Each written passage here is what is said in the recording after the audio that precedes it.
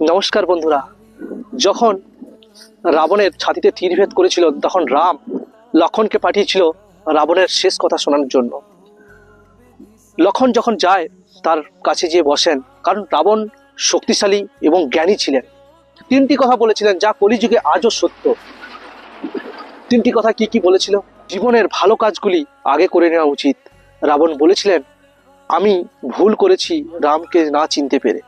Number 2, দ্বিতীয় কথা বলেছিলেন, শত্রুপক্ষকে কখনো দুর্বল ভাবতে নেই।